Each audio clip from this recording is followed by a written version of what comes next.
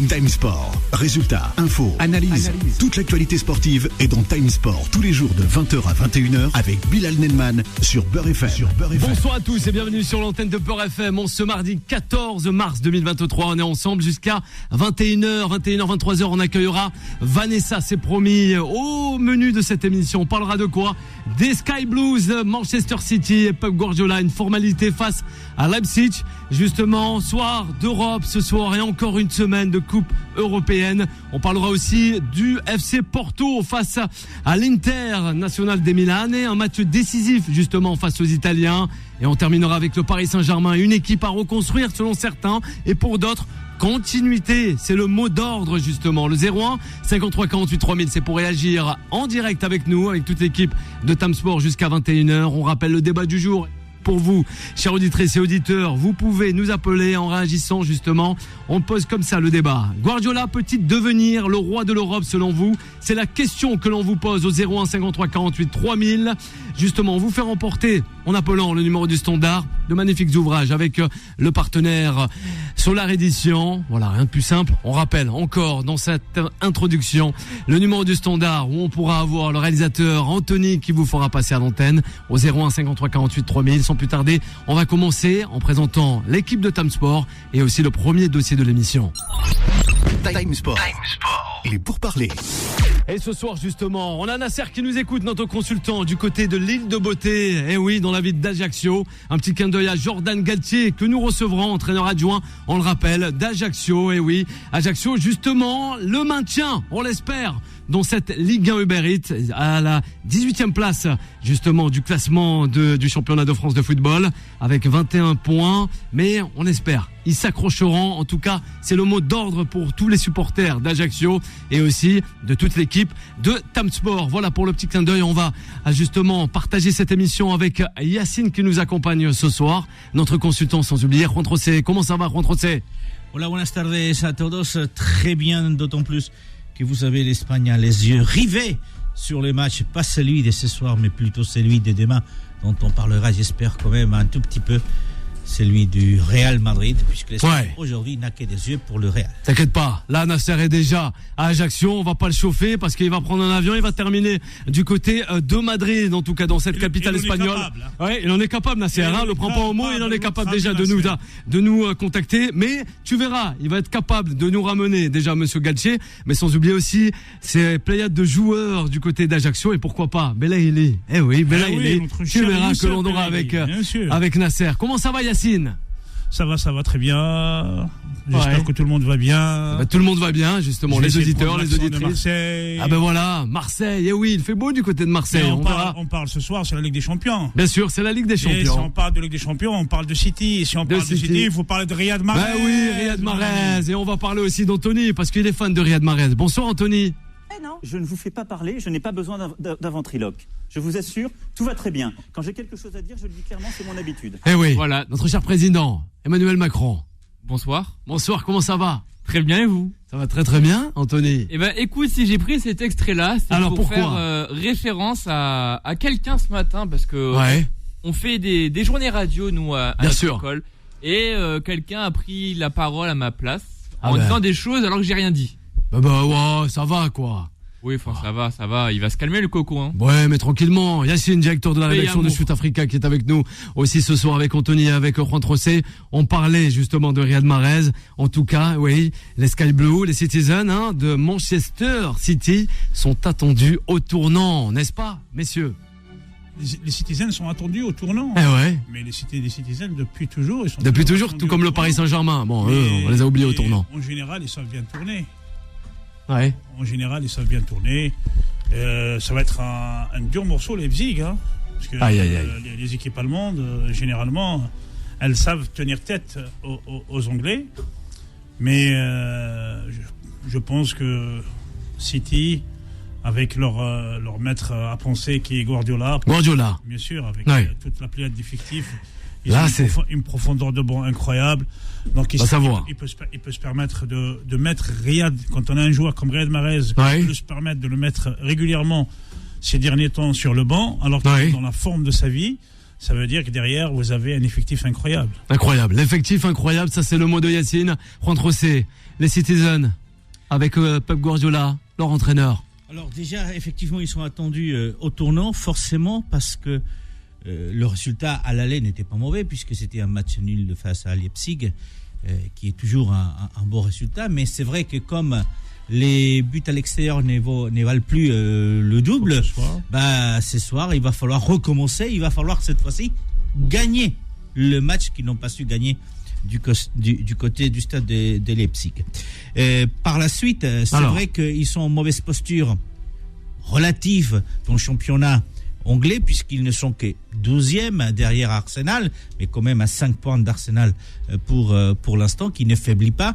Et donc Guardiola, qui, faut-il le rappeler, n'a gagné que 2 Ligues des Champions, et les 2 c'était avec Barcelone, qui n'a pas réussi à gagner la Ligue des Champions avec le Bayern, ni avec City jusqu'à là, et même perdu une finale, est obligé quand même d'aller au-delà de cette finale et remporter cette Ligue des Champions. Et donc c'est un test important aujourd'hui face à Leipzig. C'est vrai que Manchester reste quand même le favori, puisqu'ils jouent chez eux, parce qu'ils ont peut-être, je crois, la confiance de leur côté, mais aussi la qualité de l'effectif. Il n'y a pas que Mahrez dans cet effectif. Ouais, c'est vrai. C'est vrai que c'est une pièce essentielle et importante pour Guardiola. L'élément déterminant, surtout en Ligue des Champions. Ah, carrément. Souvent, c'est régulièrement c'est lui qui fait la différence. Riyad Mahrez. Wow. Et donc, voilà, c'est un match qui reste quand même assez important pour les gens pour les joueurs de City, et pour Guardiola, qui a aussi besoin de prouver qu'il est capable de gagner autre chose que les ligues nationales, même s'il en a gagné 3 en Espagne, 3 du côté de la Bundesliga avec le Bayern, et 4 déjà avec City. Ouais. Il lui manque justement cette fameuse coupe aux grandes oreilles avec le club anglais. On va voir les compositions aussi. Oui, vas-y avec Yacine. Il lui manque justement cette coupe, parce que, comme je vous disais, il en a gagné dans la Champions League, et c'est très bienvenu. Mais c'est vrai qu'elle commence à dater, puisque les 2 Champions League qu'il a gagné, il l'a fait avec Barcelone. Ça remonte quand même. Il n'a pas réussi à le faire avec le Bayern, même s'il a réussi à gagner 3 Bundesliga et réussi à transformer le jeu du Bayern, parce que le Bayern n'est pas le même de celui avant Guardiola, c'est lui qui est sorti après Guardiola. C'est un Bayern de Munich différent. Il a réussi à faire la même chose avec Manchester, mais tout ça a besoin d'autre chose que des titres nationaux. Ça a besoin d'une Champions League pour venir sceller justement cette réussite. Bien sûr, Yacine, on l'écoute. Moi, je comprends bien les dires de Juan José. Alors pourquoi ? Moi, je sais que lui, c'est un supporter de Valence. Valence, c'est pas loin de Barcelone. Oh, Yacine, tu peux pas dire ça quand même. Mais non, Yacine. Dans ses propos, dans ses mots, je sais qu'il y a une grande attente par rapport à Guardiola. Mais une chose est sûre, c'est qu'il aurait marqué le football espagnol. Ça peut être dans l'histoire le plus grand technicien que le football espagnol ait connu. Aujourd'hui, certes, il a gagné avec Barcelone. Il a gagné avec le plus grand des Barcelone. C'est le plus grand, peut-être, c'est le meilleur effectif que Barcelone n'a jamais eu, et il a su, ils lui doivent énormément, parce qu'il a transformé à sa sauce. Et aujourd'hui, s'il arrive, à City, il n'arrive pas encore à peut-être à gagner ce titre qui le fuit depuis plusieurs années, pour consacrer le monstre, parce que le jour où il va gagner la Ligue des Champions avec un autre club, certainement, il aurait peut-être marqué l'histoire du football, même s'il a peut-être qu'un jour il va prendre une sélection avec laquelle il va gagner une Coupe du Monde, et il serait peut-être dans l'histoire l'un des plus grands techniciens, peut-être le plus grand entraîneur que le monde du football est connu. Oui. Donc je comprends que Juan José, en tant qu'Espagnol, qui puisse avoir cette... Voilà, je sais qu'il n'aime pas trop Barcelone, qu'il n'aime pas trop... c'est Valence. C'est Valence qui part, c'est normal. Mais je pense que cette année, la façon dont il est en train de gérer son effectif, j'ai l'impression qu'il n'y a pas cette volonté à tout prix d'y aller chercher le titre anglais. Peut-être que Arsenal a pris un petit peu une petite distance, on va dire, qui peut lui permettre peut-être de finir la saison. Je pense que la concentration, elle est beaucoup plus sur la Ligue des Champions. Et d'ailleurs, parce que beaucoup de gens ne comprennent pas peut-être l'utilisation de Riyad Mahrez. Je reviens à chaque fois à Riyad Mahrez, parce que nos électeurs, nos auditeurs sélecteurs. Toi, tu rentres en campagne. Boula, sors de ce corps. Toi aussi. Non, politique. Les électeurs qui votent, pour aussi élire les joueurs, les entraîneurs, et des élections qui sont faites tous les jours. Les auditeurs de Beurre FM aiment bien entendre quand on parle des joueurs qui sont issus de cette... du continent africain aussi. Du continent africain, bien sûr. Mahrez est algérien. L'Algérie est le plus grand pays d'Afrique. Donc automatiquement, sans Beurre FM, il y a énormément d'auditeurs qui sont d'origine algérienne. Donc la façon de gérer Mahrez cette année, j'ai l'impression que à chaque fois il le met sur le banc, et à chaque fois qu'il le fait rentrer, et le joueur il est complètement transcendé. Je ne sais pas si c'est par rapport à son âge, parce que Mahrez il est quand même à c'est pour le piquer. Pour le piquer, mais c'est comme j'ai l'impression que Guardiola a trouvé la bonne formule pour faire fonctionner tout son effectif. Quand il sort Mahrez, il fait rentrer Foden. Quand la personne qui rentre apporte ce plus. Je pense que cette année, c'est bien dit. Pour moi, City une pièce. Partent avec un peu les pronostics du favori. Il y a un peu le Paris Saint-Germain, City est le grand favori. Anthony, peut-être avec les compositions, avec Juan José aussi. Les compositions. Tu commences avec quoi? City. Vas-y. Ah oui. Brutal Angleterre. Vas-y. Alors Ederson dans les buts, Stone, Akanji, Diaz, Rodrigo, De Bruyne, Gundogan, Bernardo, Grealish, Haaland, remplaçant Otenga, Moreno, Carson, Walker, Phillips, Laporte qui s'est fait fermer la porte en équipe de France, Alvarez, Gomez, Mahrez, Perron, Foden, Palmer, pas mal comme bon nom de famille, et Levis pour finir, qui est aussi une très bonne marque de pantalon. Voilà. J'en fais confiance. Quand même. On rentre c'est la remarque. Alors, rentre c'est. Avant d'avoir Yanis au 0153 48 3000, la compo de Leipzig. Alors, ça sera Barwich. Vas-y, ça fait rien. Donc, allez, gardien, et puis une défense avec A4, avec Raum, Guardiol, Orban et Henrich. Et puis un milieu de terrain à 3, Aïdara, Camp et Lemer. Et puis une attaque à 2,5, pour faire dire. Si on peut, Fosberg, Sobotlal et Werner qui sera donc en pointe de l'attaque des Leipzig et qui aura cette difficile tâche justement d'aller battre le gardien de City, parce qu'aujourd'hui, encore une fois, les favoris sont les Citizens de Guardiola. Bien sûr, justement. Allez, le 01 53 48 3000. On a Yanis qui nous appelle pour réagir concernant le premier sujet avec ce débat du jour, on le rappelle. Yanis, bonsoir. Bonsoir Bilal. Comment ça va Yanis ? Ça va et toi ? Ça va très très bien Yanis. Justement, on parlait de Manchester City et aussi de Pep Guardiola. Guardiola peut-il devenir aussi le roi de l'Europe en tant qu'entraîneur ? On en parlait un peu en début la démission avec Yacine, notre consultant, et aussi Juan José. Et justement, Yanis, il en pense quoi ? Tu sais Bilal, moi j'en pense que en Europe finalement, on sait que c'est un peu compliqué pour Manchester City. On sait que c'est compliqué pour Guardiola, parce ça fait longtemps qu'il a pu remporter des Ligues des Champions, mais pour moi, comme l'a dit, je crois que c'était Yacine qui le disait, pour moi Manchester City cette année, je pense que c'est sur la Ligue des Champions qu'ils vont miser, parce que en championnat ils ont quand même 5 points de retard sur Arsenal. Mais après City c'est quand même décevant. Je pense que vous avez vu le match à l'aller, il y a eu quand même 1-1. En fait, cette équipe de City pour moi elle marche par temps. La première mi-temps était totalement maîtrisée par City, et en deuxième mi-temps vraiment ça a été catastrophique parce qu'ils ont vraiment laissé jouer Leipzig. Donc tu vois, à un moment donné on peut pas se permettre ça, et Guardiola pour moi à l'heure actuelle n'est pas le roi de l'Europe. Ça reste quand même un bon coach, mais Yanis, un bon coach. Bah oui, c'est Yanis qui le dit. Alors. Yanis. Yacine, attends, laisse-le terminer. Oui, mais bon, regarde Yacine, pour moi il y a quand même une incohérence sur les choix tactiques. Pour moi, il y a des entraîneurs quand même tactiquement qui sont meilleurs, c'est la vérité. Je t'en parlais tout à l'heure, tu parlais de Mahrez. Même moi qui est d'origine algérienne, je suis un peu déçu de ne pas le voir démarrer titulaire. Surtout ce soir. Oui, mais quand t'as Mahrez dans ton équipe, pour moi tu le mets titulaire. C'est tout simple. Bien sûr.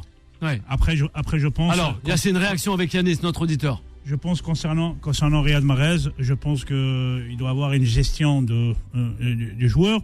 Et je pense que si Mahrez ne se sentait pas bien dans cet effectif des Citizens, je pense que ça fait longtemps qu'il serait parti. Je pense qu'il y a toujours à ce niveau-là, il y a toujours des discussions qui ont lieu entre le coach et le joueur. Et il y a des choix à faire. Peut-être que voilà, parce que le management de Guardiola, à chaque fois qu'il fait rentrer des remplaçants, régulièrement ils font la différence. Peut-être que ce soir, en ayant étudié l'équipe adverse, parce que ça on est à un certain niveau où chaque petit détail compte. Et je pense pas que un entraîneur de la trempe de Guardiola puisse s'en passer d'une valeur aussi sûre que Mahrez. Donc il doit avoir des choix tactiques qu'il fait. Peut-être c'est pour le bien de l'équipe, parce que Guardiola n'entraîne pas que Riyad Mahrez, il entraîne Manchester City. On va rester avec Yanis, on va le garder avec nous au bout du fil, au 01 53 48 3000. Yacine et Juan Trocé pour m'accompagner jusqu'à 21h. Vous restez bien à l'écoute de Beurre FM, chers auditeurs. Time Sport revient dans un instant. 20h, 21h, Time Sport avec Bilal Nenman sur Beurre FM. Eh oui, il y a pas mal d'infos ce soir, justement, annoncées sur l'antenne de Beurre FM dans cette émission qui est Time Sport, 20h, 21h, soir d'Europe, justement. La Champions League, les 8e de finale retour, où on abordera justement le cas du FC Porto face à l'International des Milanais. Mais là, on était sur les hommes de Pep Guardiola. Sans oublier Leipzig. On est avec Yanis au 01 53 48 3000. C'est parti. Time Sport. Il est pour parler. Allez, sur le premier sujet de cette émission, on est toujours là avec Yanis au 01 53 48 3000. Et aussi, on va revenir avec toi, Juan Trocé, concernant justement les hommes de Pep Guardiola, mais peut-être lui, sa personne, Guardiola. Alors, est-ce que va-t-il devenir le roi de l'Europe ? Peut-être qu'il va le devenir. Il l'a été. Parce que lors de son passage à Barcelone, entre 2008 et 2012, il a fait de Barcelone la meilleure équipe au monde. Donc, il est capable de le redevenir. Mais je dis redevenir parce que aujourd'hui, il y a quand même d'autres entraîneurs qui lui font de l'ombre. Il y a notamment un qui s'appelle Ancelotti. Ouais. Ancelotti a été capable, je disais tout à l'heure pour Guardiola, 3 Ligas avec Barcelone, 3 Bundesliga avec le Bayern, 4 Première Ligue avec City de Champions League. Mais Ancelotti est aussi celui qui a été capable de gagner la Liga, de gagner la Serie A, de gagner la Bundesliga et de gagner la Première Ligue et de gagner même la Ligue 1. Donc c'est un entraîneur qui, tout au long de sa carrière, a été capable de gagner 5 championnats différents avec 5 équipes vraiment différentes. Et vous rajoutez à ça le fait qu'il a gagné plusieurs Champions League en tant qu'entraîneur, mais aussi en tant que joueur. Donc Ancelotti aujourd'hui, sur l'ensemble de la carrière, même s'il est plus âgé que Guardiola, je pense, est vraiment le roi de l'Europe. Et ce n'est pas club dont on a parlé à un moment donné, qui est un superbe entraîneur, mais qui cette année a vraiment du mal avec Liverpool, et qui était aussi à un moment donné, sa dernière année du côté de Dortmund, c'était un peu compliqué.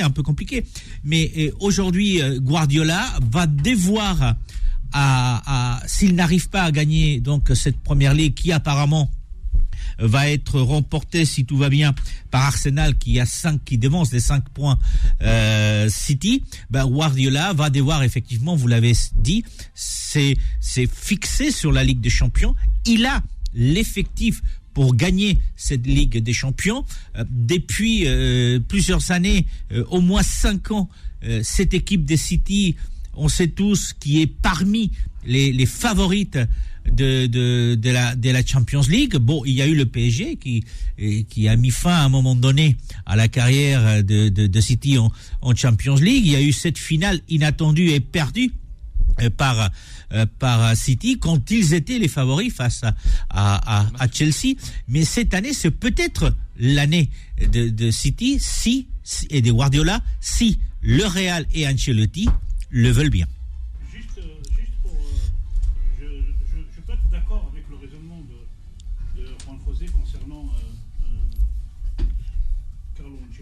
Dire que c'est le roi d'Europe puisqu'il a gagné 5 ligues différentes des plus grands championnats. Mais la différence entre Guardiola et Ancelotti, c'est que Guardiola, quand il est dans un club, il est dans la durée.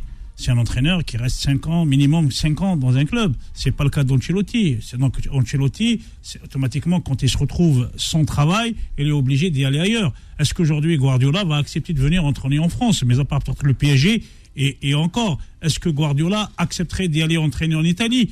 Donc aujourd'hui, Guardiola a entraîné dans, pour moi, les 2 plus grands championnats, pas qu'en Europe, mais du monde. Ce sont l'Espagne et l'Angleterre et l'Allemagne. Le 3e championnat, voilà, c'est-à-dire, et pour moi, je mettrais la Liga, la Première Ligue, et après la Bundesliga.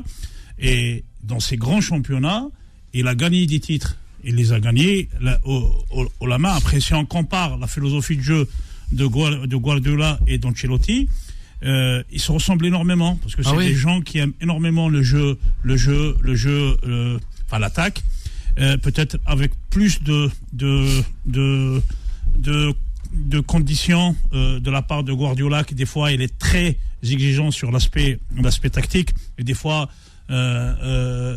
Ancelotti, ce que moi en tant que spectateur et en tant que je dirais pas un spécialiste du football, mais je suis journaliste depuis 30 ans, je connais Guardiola le joueur et Guardiola l'entraîneur, c'est que Ancelotti, c'est quelqu'un qui est un peu, voilà, il a un truc où il n'a pas peur, c'est quelqu'un qui est très courageux. Quand on voit la gestion des matchs de la saison passée de la Ligue des Champions, où il était mené à quelques minutes, il y a beaucoup d'entraîneurs auraient fait le contraire. Et lui, c'est quelqu'un qui est fidèle à ses idées. Il meurt avec ses idées. Il a mis en place, quand on voit les changements qu'elle a fait, les remplaçants qui sont rentrés, comment ils ont complètement explosé le match. Ils ont porté ce Real. Donc, ils se ressemblent dans la philosophie. Mais après, dans les titres, certes, quand on fait plusieurs pays, on dit que il a plus de titres à l'international que l'autre, mais quand on prend tous les paramètres qui font d'un entraîneur qui peut avoir le titre de génie, je pense que Guardiola, il est au-dessus de tout le monde. Bon, Rodrosser, avant de retrouver Yanis. Pourquoi je mis Ancelotti aujourd'hui devant Guardiola? Tu l'as résumé, effectivement, parce qu'il y a ce qu'il a réussi tout au long de sa carrière sur les différents championnats avec les différentes équipes. Par contre, il y a un facteur où Guardiola est devant Ancelotti, et quand même un facteur important, et c'est que qu'est-ce qu'on va retenir dans le monde du football de Guardiola et qu'est-ce qu'on va retenir d'Ancelotti? Et là, par contre, on va retenir de Guardiola qu'il a été capable de créer quelque chose de très particulier. Le tiki-taka espagnol, même si ce n'est pas l'inventeur, c'est lui qui l'a réussi à mettre en place du côté de Barcelone. C'est lui qui n'est pas un entraîneur. Il a réinventé le football total. Voilà, mais ce que je veux dire par là, c'est que voilà, Cruyff, en tant qu'entraîneur de Barcelone, faut-il le rappeler après avoir été joueur.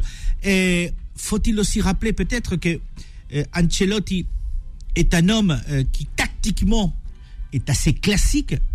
Le 4-3-3 d'Ancelotti, c'est comme tu le disais tout à l'heure en antenne, c'est un peu le système espagnol par excellence, et c'est celui qui est toujours appliqué par Ancelotti. Mais Guardiola, dans le monde du football, on va se rappeler du tiki-taka, on va se rappeler du jeu des possessions, quand cette possession était créative à la meilleure époque de Barcelone, ou encore cette défense à 3 n'existait pas du tout. On va se rappeler que Ancelotti n'est pas un entraîneur des possessions. Ancelotti, avec le Real, c'est la contre-attaque. Il laisse le ballon et il préfère lancer ses joueurs. Avec Guardiola, et on en parlait aussi hors antenne, il a une exigence tactique sur tous ses joueurs et qui affecte notamment, par exemple, avec Haaland qui est arrivé et qui n'avait pas cette façon de jouer quand il était à Dortmund, où il était beaucoup plus libre. Là, il est obligé de jouer dans des espaces très concrets où ils savent que les autres joueurs vont faire des passes, etc. Donc, Guardiola, dans l'aspect tactique, est quand même beaucoup plus intéressant que ne l'est Ancelotti. Et dans 30 ans, on parlera de Guardiola comme quelqu'un qui qui a été capable d'amener quelque chose au football, comme on a parlé à un moment donné de Menotti du côté de l'Argentine. Et on ne se rappellera pas ce qu'a apporté au football en conditions tactiques Ancelotti. On va juste revenir. Alors rapidement, on va prendre un autre exemple, celui de Zidane. Il a quand même gagné 3 Ligues des Champions avec le Real de Madrid. Mais on se rappelle des 3 Ligues des Champions, mais on se rappelle pas du style de jeu du Real. Voilà, personne va dire le Real de Madrid était flamboyant. Il a créé quelque chose, il a inventé quelque chose. Même si tactiquement, on va dire, c'est correct, mais ce n'est pas du Guardiola. Voilà, donc c'est toute la différence qu'il fait aujourd'hui avec les techniciens. Il a sa patte, sa marque. Aujourd'hui, tout le monde essaye de copier ou de ressembler, c'est-à-dire de Guardiola.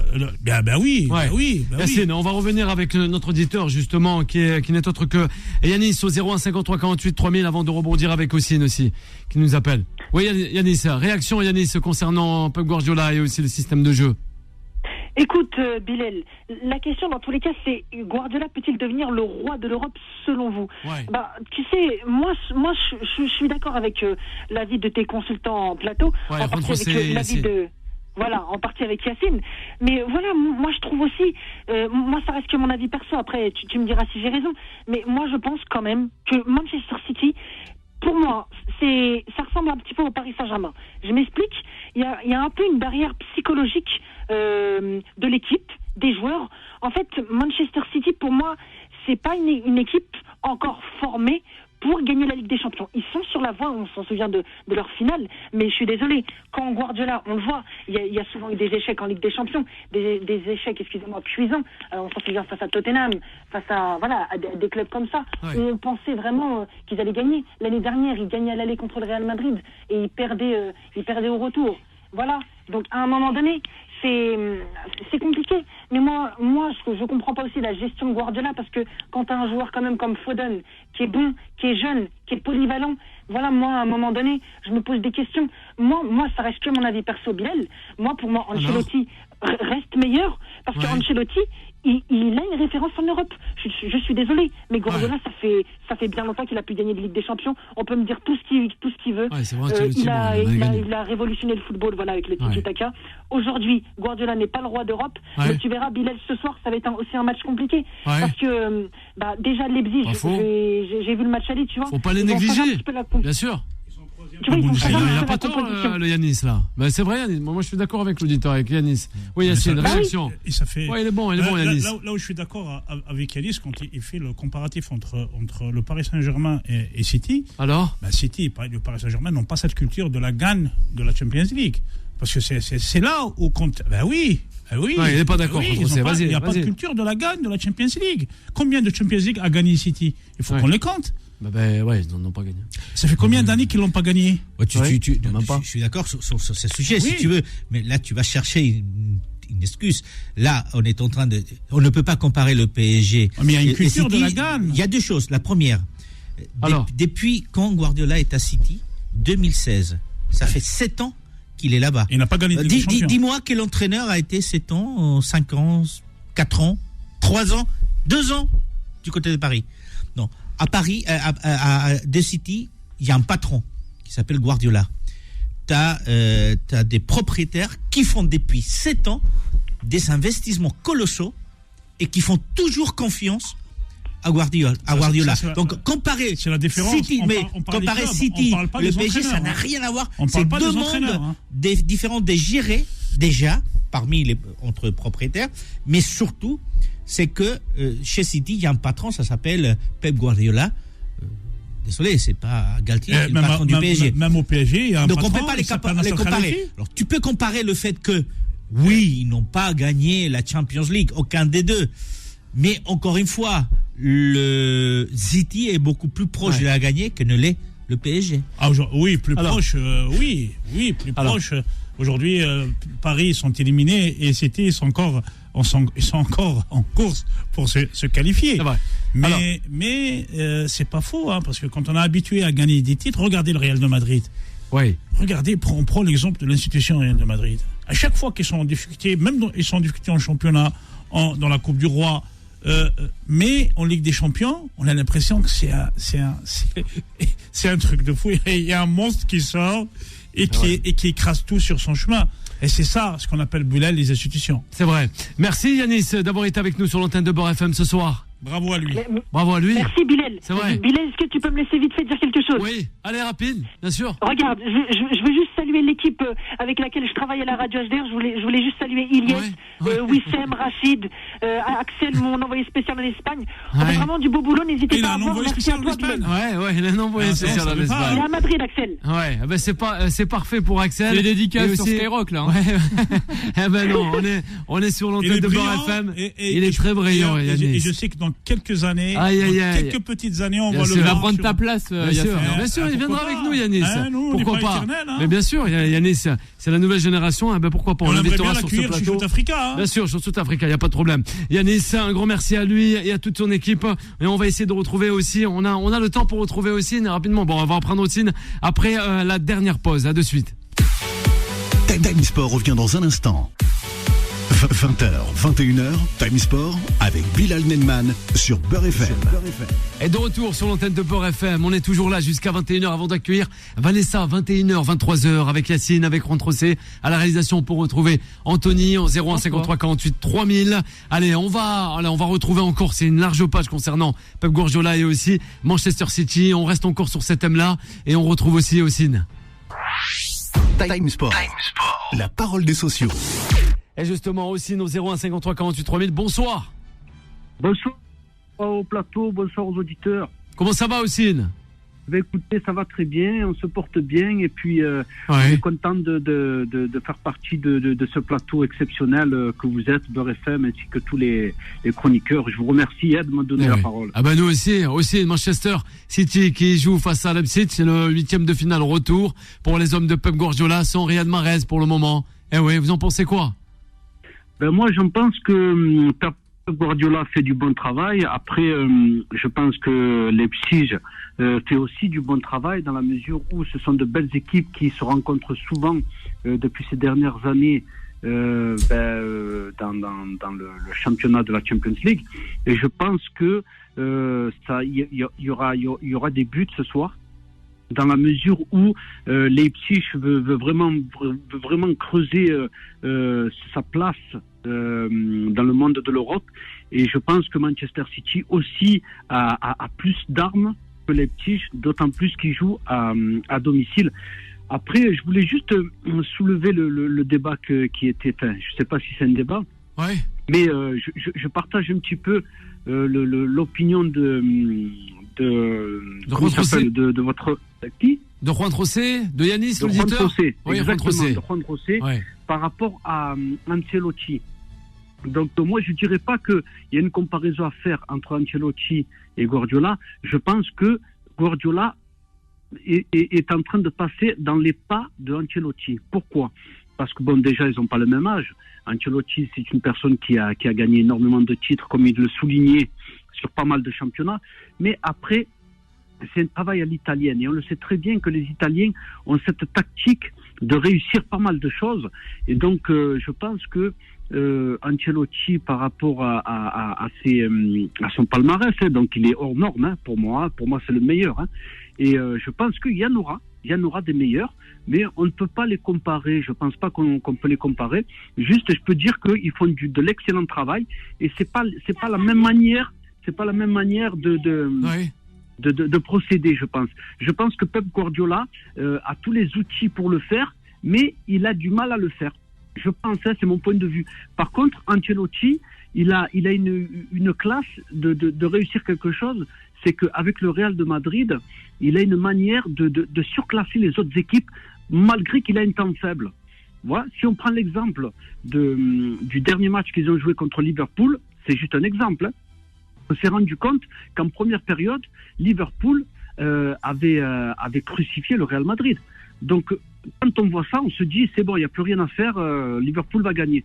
Finalement, on se rend compte qu'à la mi-temps, il y a du pourparler, il me semble. Je pense qu'on est à l'intérieur du vestiaire, on est en train d'expliquer les choses, on est en train de remobiliser. Et je pense que voilà, c'est un exemple type que Ancelotti sait très bien le faire. Donc, en deuxième mi-temps, on s'est rendu compte qu'il y avait un Real de Madrid vraiment féroce, qui avait compris le jeu tactique et technique de l'équipe adverse et qui a su rebondir. Donc je pense que à travers ces matchs-là, on peut catégoriser un petit peu les qualités des entraîneurs. Voilà. Rondrosset, peut-être réaction avec Ossine ce soir sur l'antenne de Beurre FM, notre auditeur. Je partage grandement ce qu'a dit notre auditeur. La différence avec le Real Madrid, c'est que le Real Madrid, il a vraiment du mal à supporter la pression. Quand vous jouez le pressing très haut sur les joueurs du Real, c'est ce qui s'est passé lors du match aller face à Liverpool, où Liverpool est sorti vraiment en pressant, en attaquant absolument tous les ballons. Le Real, même dans le championnat espagnol, quand tu as des équipes comme ça, le Real a vraiment du mal à se défaire. Après, c'est une équipe, je le disais tout à l'heure avec Ancelotti, c'est une équipe qui joue la contre-attaque.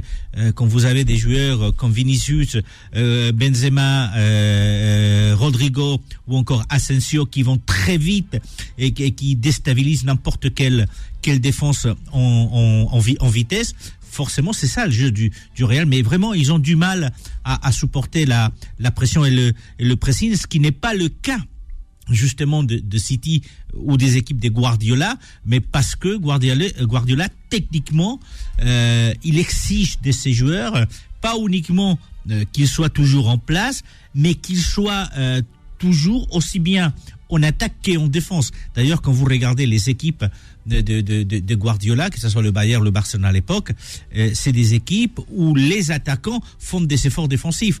Du côté de Madrid, ça arrive souvent avec Benzema. Vous l'avez vu plus d'une fois, surtout la saison dernière des Champions League, où Benzema allait récupérer des ballons dans le 18 mètres du Real pour partir à l'attaque.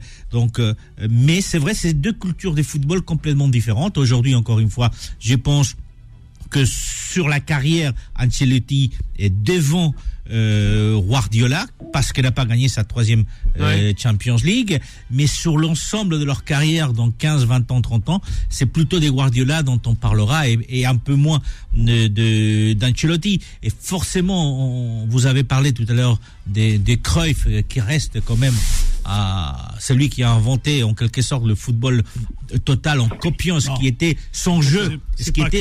Cruyff, il s'est inspiré de celui qui a inventé le football total. C'est son entraîneur dans l'équipe de Hollande des années 70, qui est Rinus Michels. Tout à fait. Mais effectivement, donc, mais il y a ces entraîneurs-là, et il y a d'autres entraîneurs qui sont moins connus internationalement, mais qui ont fait des grosses carrières. Je me permets de rappeler tout simplement qui est l'ancien entraîneur de l'équipe espagnole, Del Bosque, qui avait gagné une Champions League avec le Real Madrid, qui a été viré d'ailleurs du Real Madrid après avoir gagné une Champions League, mais qui a su amener cette Espagne aussi à être champion du monde, et champion d'Europe. Même si après il n'a pas été un grand entraîneur des clubs, parce qu'il a entraîné essentiellement le Real Madrid à une équipe turque ou grecque à l'époque. Il n'était pas très bien classé. Il a formé la meilleure sélection espagnole de tous les temps. Oui. Bah oui, donc qu'on le veut ou pas, on dit que c'est pas l'un des plus grands entraîneurs, mais pour moi, Del Bosque, je pense, ça reste pour moi, c'est un entraîneur qui a marqué l'histoire du football, même s'il est moins médiatisé, peut-être que c'est quelqu'un qui n'est pas extravagant. Alors, mais franchement, qui a aussi moins de titres, mais qui a apporté au moins au football espagnol en tant que sélectionneur, il a joué. Franchement, c'est un mélange de l'Ajax des années 70, c'est un mélange d'Ajax, du Barcelone et du Grand Real des années centenaires. Moi, je ferai une comparaison. Je pense que Del Bosque pourrait être comparé à l'entraîneur de l'équipe de France qui a gagné la Coupe du Monde 98, Aimé Jacquet, dans le sens où n'ont pas été des grands hommes médiatiques, mais qui, à une époque, ont su faire de leurs équipes, des sélections nationales, ont su faire des grosses puissances. Bien sûr. Même s'ils n'ont pas brillé dans le monde du football en tant que joueur, ou bien mais le football prôné par Aimé Jacquet et le football qui est prôné par Del Bosque sont complètement deux écoles complètement différentes. Oui, c'est vrai, le football a beaucoup changé depuis. Voilà, même si le profil des personnes peut ressembler. On va terminer sur aussi d'excellents joueurs de foot. Il faut savoir, parce que beaucoup de gens ne connaissent pas la carrière ni de Del Bosque ni d'Aimé Jacquet, mais ça reste quand même des entraîneurs dont on se rappellera tout le temps. Hein. On a aussi Aragonès du côté de l'Espagne qui a porté aussi la Loja. C'est Chekib qui nous écoute ce soir et qui nous le lance comme ça sur l'antenne de Beurre FM au 01 53 48 3000. On a Manchester City qui rencontrera Leipzig. Dans l'autre 8e de finale, on a aussi justement le FC Porto qui jouera face à l'Inter de Milan. Time Sport, le mode pressing. Et c'est en l'absence d'Otavio suspendu, l'FC Porto justement va essayer de s'appuyer sur 3 éléments clés pour tenter d'éliminer l'International de Milan, l'Inter justement, et essayer de se qualifier, Yacine, pour le quart de finale de cette Champions League, malgré la défaite au match aller, 1-0. Yacine, Porto, les Portugais sont toujours là dans ces compétitions européennes, il faudra faire attention pour les Italiens. Il faut faire attention aux Italiens, il faut faire très attention aux Portugais. On a vu la leçon qui a été donnée par Benfica pour les Belges de Bruges. Et après Porto, c'est une équipe qui a toujours su se renouveler. À chaque fois, ils ont un cycle où ils nous sortent régulièrement parce qu'ils ont été champions. Ils ont gagné avec des champions avec Mourinho. Avec Mourinho, ils l'ont gagné aussi avec Arthur Georges en 1985 avec la fameuse talonnade de Rabat Majer. Et les Portugais, je pense sur le plan du scouting et du recrutement, je pense que c'est les meilleurs, c'est ce qui se fait du mieux au monde. Hein. Ils savent, je sais pas où ils vont chercher tous ces joueurs-là. Et même les entraîneurs, ils ont une catégorie d'entraîneurs. D'ailleurs, ils sont très très très prisés à l'international. Aujourd'hui, ils font un grand travail. Je pense qu'ils partent à chance égale avec l'Inter de Milan parce que il faut se méfier quand même de ces Italiens. Le Catenaccio, ils savent y faire, et sur les contres, ils peuvent faire la différence à tout moment. Juan José. Porto Inter, gros match. Avec beaucoup d'incertitudes sur le résultat final. C'est vrai que la courte défaite de Porto leur laisse la possibilité de revenir sur l'Inter. Rappelons, Porto et l'Inter sont quand même deux équipes assez semblables dans le sens où dans leur championnat respectif, ils sont tous les deux deuxièmes derrière Benfica du côté portugais ou encore Naples du côté italien, et que surtout l'Inter n'a qu'un seul objectif aujourd'hui, c'est la Champions League, tout simplement parce que Naples est tellement devant qu'ils sont sûrs de ne pas gagner donc les Scudetto en Serie A. Mais ça reste quand même un match assez intéressant, assez complet. Même si Porto joue à domicile, je mettrai une petite pièce sur l'Inter, parce que le jeu italien, là ils sont bons, c'est quand ils sont dos au mur.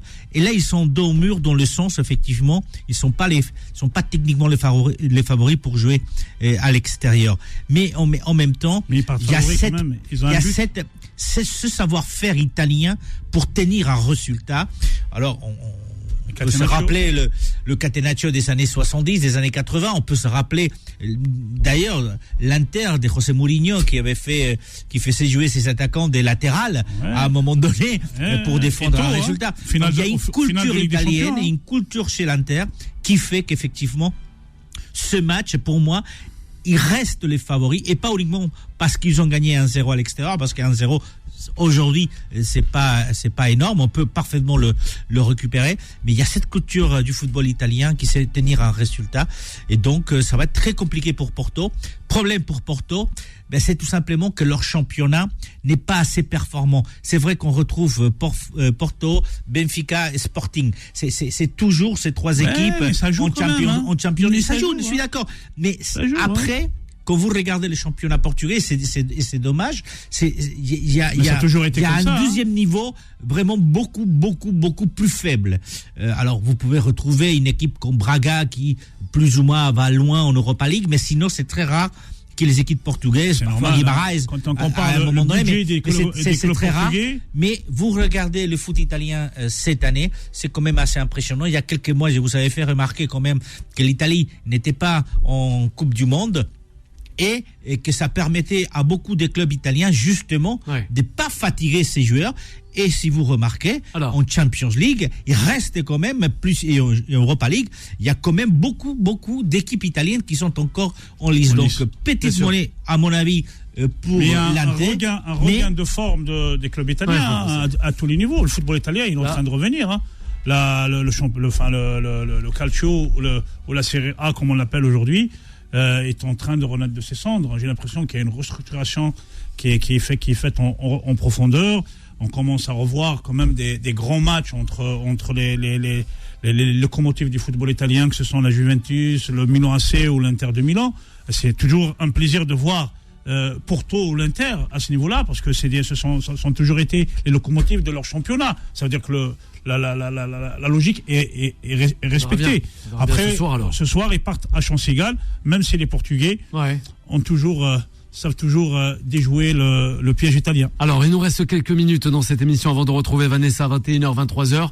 On va continuer avec ce dossier assez rapide concernant le Paris Saint-Germain. Peut-être une... ça finit jamais, ça. Oui, ça finit jamais, justement. Imaginez-vous le grand Suédois, Zlatan Ibrahimovic, en 2011-2012,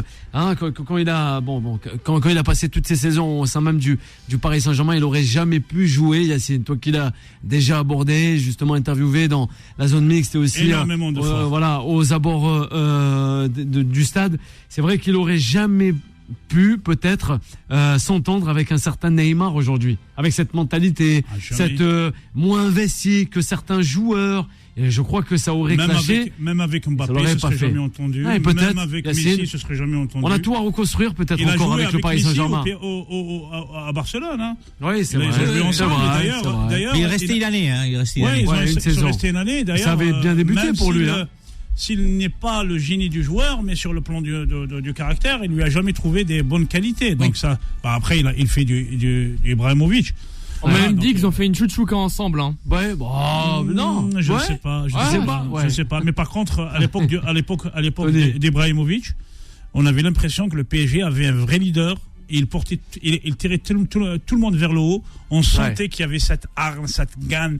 Il y avait quelque chose. Et voilà, on l'a vu qu'avec lui.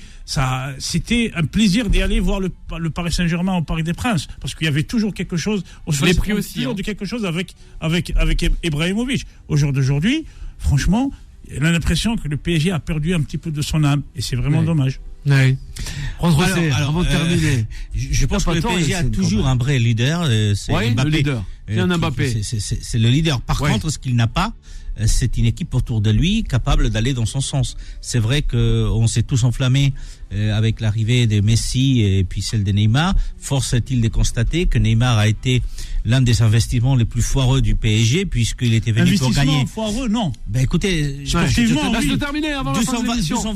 220 millions pour gagner la Champions League, que vous n'avez jamais gagné. 220 millions pour un joueur qui devait venir Ballon d'Or, qui n'a jamais été Ballon d'Or, il n'a même pas classé lors du dernier Ballon d'Or. 220 millions pour un joueur qui a joué 50% des matchs depuis qu'il est à Paris. Oui, c'est un investissement foireux. C'est dommage, parce que n'importe qui, effectivement, personne n'aurait pensé ça quand il est venu du côté de Paris.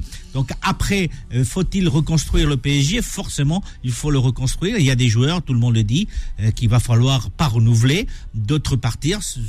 Les vieilles gloires ou les gloires vieilles, comme vous voulez les appeler, que ça soit Ramos d'un côté, que ça soit Messi de l'autre côté, voire même Neymar, c'est pas sûr. Hein. Contre ces rapidement, on doit terminer. Il me tend la perche. Pourquoi par rapport aux investissements. Quand moi, je vois un joueur comme Vitinha, qu'on a payé 42 millions d'euros, et au même poste, quand je vois Hicham Boudaoui, qui est à Nice, pour 5 millions d'euros, moi, je pense que Boudaoui est 2 temps, voire 3 temps au-dessus de Vitinha. Je comprends pas comment, et pourtant, Galtier le connaît, il l'a eu sous sa coupe à Nice, et comment on recrute les joueurs. Laisse Boudaoui à Nice, il est beaucoup mieux. Merci Yacine, merci aussi à Juan Trocé. On rend hommage ce soir à un certain Dick Fosbury, l'homme qui avait révolutionné justement le saut en hauteur et qui est mort et qui nous a quittés. C'est vrai qu'il avait été champion olympique en 1968, l'Américain, qui est mort ce dimanche. Sans oublier aussi Patrick Penaud. Ça doit dire, ça doit remonter ça.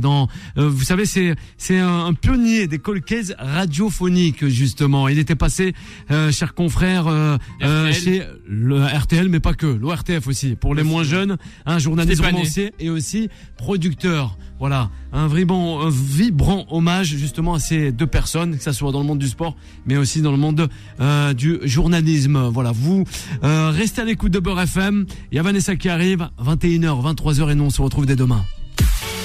Retrouvez Time Sport tous les jours de 20h à 21h et en podcast sur beurrefm.net et l'appli Beurre FM.